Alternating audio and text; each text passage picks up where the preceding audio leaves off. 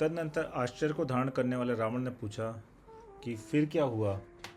इस प्रश्न के उत्तर में वह कुछ विश्राम कर फिर कहने लगा कि हे नाथ, जब ऋज रज ने देखा कि हमारी सेना अत्यंत दुखपूर्ण शब्दों से व्याकुल होती हुई पराजित हो रही है, नष्ट हुई जा रही है, तब स्नेह युक्त हो वह युद्ध करने के लिए स्वयं उद्यत हुआ। वह अत्यंत बलवान यम के साथ चिरकाल तक युद्ध करता रहा। युद्ध करते करते उसका हृदय नहीं टूटा, फिर भी शत्रु ने छल से उसे पकड़ लिया।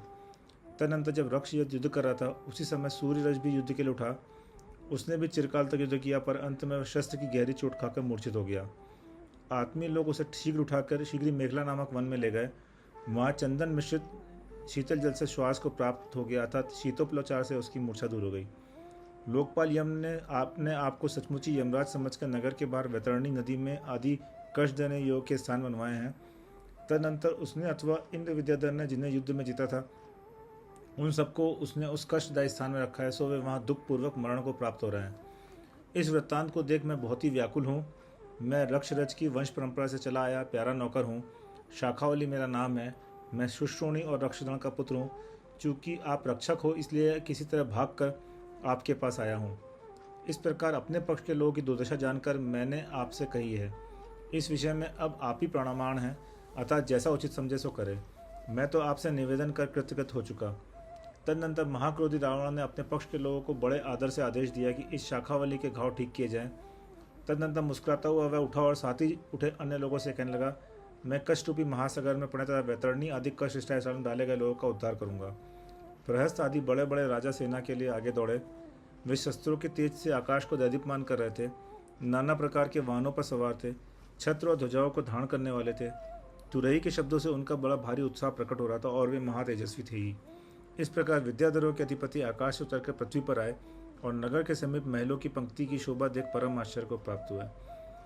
तदनंतर रावण ने किष्कुपुर नगर की दक्षिण दिशा में कृत्तिप नगर के गर्त में पड़े मनुष्यों के समूह को देखा।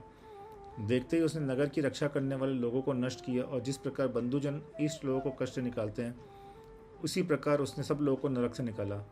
तदनंतर शत्रु सेना को आया सुनकर बड़े भारी आडंबर को धारी करने वाला शक्तिशाली यम नामा लोकपाल का साटोप नामक का प्रमुख भट्ट युद्ध करने के लिए अपनी सब सेना लेकर बाहर निकला। उस समय वह ऐसा जान पड़ता था मानो क्षोभ को प्राप्त हुआ सागर ही हो। पहाड़ के समान ऊंचे, भयंकर और मृत की धारा से अंधकार फैलाने वाले हाथी, चलते हुए सुंदर चामर रूपी आभूषणों को धारण करने वाले घोड़े, सूर्य के समान दीप्यमान तथा ध्वजाओं की पंक्ति से सुशोभित रथ और कवच धारण करने वाले एवं शस्त्रों से युक्त शूरवीर योद्धा, इस प्रकार चतुरंग सेना उसके साथ थी। तदनंतर रथ पर आरूढ़ एवं रणकला में निपुण विभूषण ने हंसते हंसते बाणों के द्वारा उसके साटोप को क्षण भर में मार गिराया। यम के जो दीनहीन किंकर थे, वे भी बाणों से ताड़ित हो आकाश को लंबा करते हुए शीघ्र ही कहीं भाग खड़े हुए। जब यम नाम लोकपाल को पता चला कि सूर्यरज, रक्षरज आदि को नरक से छुड़ा दिया है तथा साटोप नामक प्रमुख भट्ट को मार डाला है, तब वह यमराज के समान क्रूर तथा महाशस्त्रों को धारण करते वाला वह यम लोकपाल बड़े वेग से रथ पर सवार हो युद्ध करने के लिए बाहर निकला। वह धनुष तथा क्रोध को धारण कर रहा था, बड़े हुए प्रताप और ऊंची ध्वजा से युक्त था, महाबलवान था। काले सर्प के समान भयंकर भौहों से उसका ललाट कुटिल हो रहा था। वह अपने लाल लाल नेत्रों से ऐसा जान पड़ता था मानो जगत रूपी वन को जला ही रहा हो। अपने ही प्रतिबिंब के समान दिखने वाले अन्य सामंत उसे घेरे हुए थे तथा तेज से वह आकाश को आच्छादित कर रहा था। तदनंतर यम लोकपाल को बाहर निकला देख दशानन ने विभीषण को मना किया और स्वयं ही क्रोध को धारण करता हुआ युद्ध करने के लिए उठा। साटोप के मारे जाने से जो अत्यंत दैदीप्यमान दिख रहा था, ऐसे भयंकर मुख को धारण करने वाले यम ने दशानन के साथ युद्ध करना शुरू किया। यम को देख राक्षसों की सेना भयभीत उठी। उसकी चेष्टाएं मंद पड़ गई और वह निरुत्साह दशानन के समीप भाग खड़ी हुई। तदनंतर रथ पर बैठा हुआ दशानन बाणों की वर्षा करता हुआ यम के सम्मुख गया। यम भी बाणों की वर्षा कर रहा था। तदनंतर सघन मंडल बांधने वाले मेघों से जिस प्रकार समस्त आकाश व्याप्त हो जाता है, उसी प्रकार उन दोनों के भयंकर शब्द करने वाले बाणों से समस्त आकाश व्याप्त हो गया। अतःनंतर दशानन के बाण की चोट खाकर यम का सारथी पुण्यहीन ग्रह के समान भूमि पर गिर गया। यम लोकपाल भी दशानन के 30 बाण से ताड़ित होकर रथरहित हो गया। इस कार्य से वह इतना घबराया कि क्षण भर में छिमकर आकाश में जा उड़ा। तदनंतर भय से जिसका शरीर कांप रहा था, ऐसा यम अपने अंतापुर पुत्र और मंत्रियों को साथ लेकर रत्नपुर नगर पहुंचा और बड़ी घबराहट के साथ इंद्र को नमस्कार कर इस प्रकार कहने लगा कि हे देव, मेरी बात सुनिए। अब मुझे यमराज की लीला से प्रयोजन नहीं है। हे नाथ, चाहे आप प्रसन्न हो, चाहे क्रोध करें, चाहे मेरा जीवन हरण करें अथवा चाहे जो आपकी इच्छा हो सो करे, परंतु मैं यमपना अर्थात यम नामा लोकपाल का कार्य नहीं करूँगा।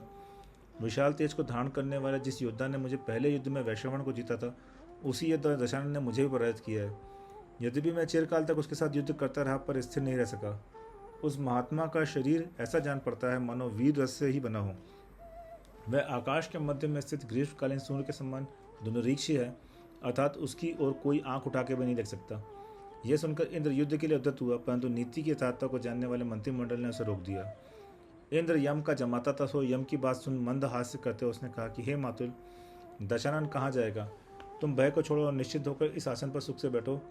इस प्रकार जमाता के वचन को से शत्रु का भय छोड़ यम इंद्र के द्वारा बतलाए हुए नगर में सुख से रहने लगा। बहुत भारी गर्भ को धारण करने वाला इंद्र यम का सम्मान कर अंतापुर में चला गया और वहां जाकर काम भोग रूपी समुद्र में निमग्न हो गया। यम ने दशानन का जो चरित्र इंद्र के लिए कहा तथा युद्ध में दशानन से पराजित होकर वैश्रवण को जो वनवास करना पड़ा था, ऐश्वर्य के मध्य में मस्त रहने वाले इंद्र के लिए वह सब क्षण भर में उस प्रकार विस्मत हो गया जिस प्रकार की पहले पढ़ा शास्त्र अभ्यास न करने पर विस्मत हो जाता है। स्वप्न में उपलब्ध वस्तु का कुछ तो स्मरण रहता है, परंतु इंद्र के लिए पूर्व कथित बात का निर्मूल विस्मरण हो गया। इधर इंद्र का यह हाल हुआ, उधर यम सुर संगीत नामा नगर का सौमित्र पाकर दशानन से प्राप्त तिरस्कार को बिल्कुल भूल गया। वह मानता था कि मेरी पुत्री सर्वश्री अत्यंत रूपवती है और इंद्र को प्राणों से भी अधिक प्रिय है।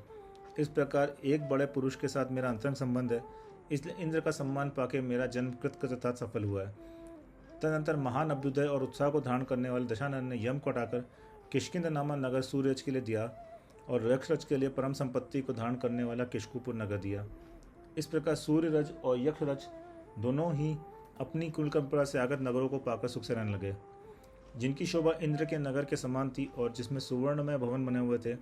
ऐसे वे दोनों नगर योग्य स्वामी से युक्त होकर परम लक्ष्मी को प्राप्त हुए।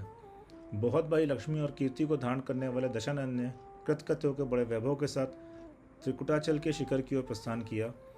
उस समय शत्रु राजा प्रणाम करते हुए उससे मिल रहे थे। वह स्वयं उत्तम था और जिस प्रकार शुक्ल पक्ष में चंद्रमा किरणों से प्रतिदिन पूर्ण होता रहता है, उसी प्रकार वह भी प्रतिदिन सेवनीय वैभव से पूर्ण होता रहता था। रत्नमयी मालाओं से युक्त ऊंचे शिखरों की पंक्ति से सुशोभित सुंदर और इच्छानुसार गमन करने वाले पुष्पक विमान पर आरूढ़ होकर वह जा रहा था। वह परम धैर्य से युक्त था। पुण्य के फलस्वरूप अनेक अभ्युदय उसे प्राप्त थे।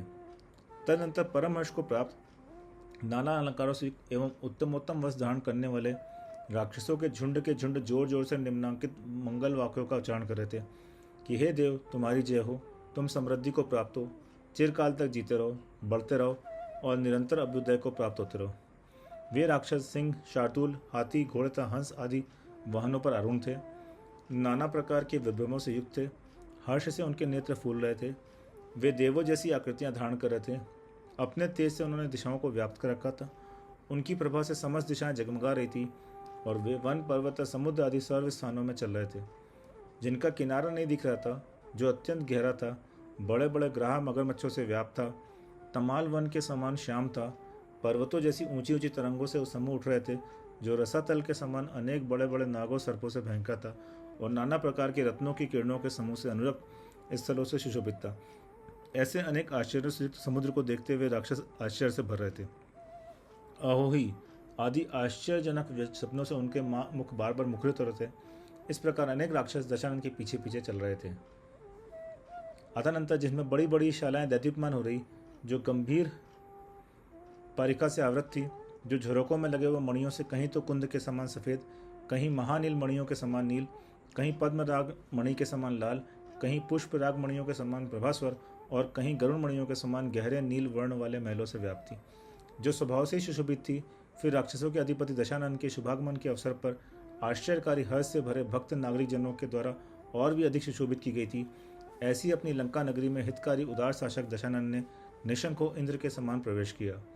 प्रवेश करते समय दशानन पर्वतों के समान ऊंचे ऊंचे हाथियों, बड़े बड़े महलों के समान रत्नों से रंजित रथों, जिनकी लगाम के स्वर्ण में छल्ले शब्द कर रहे थे और जिनकी आजू बाजू चमड़ ढोले जा रहे थे, ऐसे घोड़ों जिनके शिखर दूर तक आकाश में चले गए थे, ऐसे रंग बिरंगे विमानों, चंद्रमा के समान उज्ज्वल छत्रों और जिनका अंचल आकाश में दूर दूर तक फैला रहा था, ऐसी ध्वजाओं से लंका की शोभा को अत्यंत अधिक बढ़ा रहा था। उत्तम चारणों के झुंड मंगल शब्दों का उच्चारण कर रहे थे। वीणा, बांसुरी और शंखों के शब्द से मिश्रित तुरई की विशाल ध्वनि ने समस्त दिशा और आकाश व्याप्त हो रहे थे।